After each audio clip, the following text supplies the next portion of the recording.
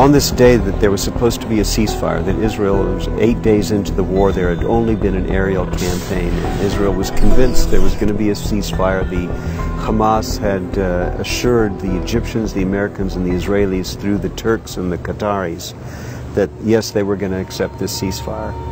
A half hour before the ceasefire begins, they open up with a barrage. It was something like 120 rockets that day. I remember that. That was really sleight of hand to take our attention off of what they were going to do that afternoon. That afternoon, they were going to launch their first terrorist tunnel attack. Several days before, there are a group of religious Jews from Bnei Brak who have a small factory that makes what's called matzah shmura. Matzah shmura means literally watched over matzah. It's like the uber kosher matzah for Passover, which has to be watched over from the time the first seeds are planted.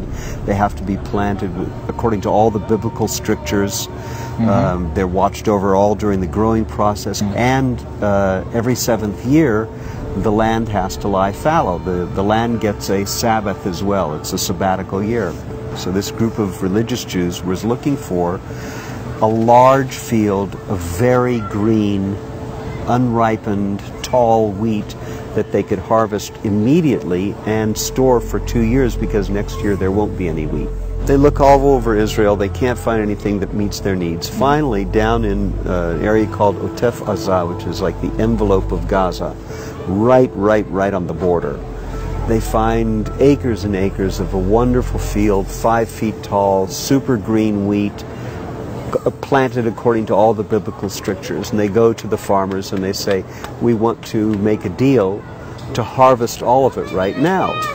And the farmers said, well, you know, we want to make sure we get the price for it that we would pay in September. And they haggle back and forth, and they say, it'll be a good deal for you. You won't have to work these extra 2 months, no irrigation, no upkeep costs. Just the expense of growing it, they won't pay out. And you won't have to sell it piecemeal. We'll take the entire crop. You won't have to sell a little here and a little there. But we must harvest today, because every day that goes by, we're losing the ability to store it for 2 years. We want it at its greenest state. We're right now less than 3,000 meters from the border. That's a closed military area. It's the closest we've been so far. On the border. Close to Gaza land right now. Yeah.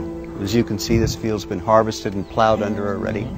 2 days after they harvest the field, 13 Hamas terrorists pop up from a tunnel right in the middle of the field. In the middle of the field. And if you take a look over here, you'll see, not revealing any military secrets, everybody knows it, there's eyes in the sky, there's an observation balloon. Right, it's like a, and I wasn't sure what that was at first. There are cameras all along this area, and there's a unit of female soldiers, all female, all girls, who watch monitors 24 hours a day, because boys don't have the same powers of concentration. No, they don't.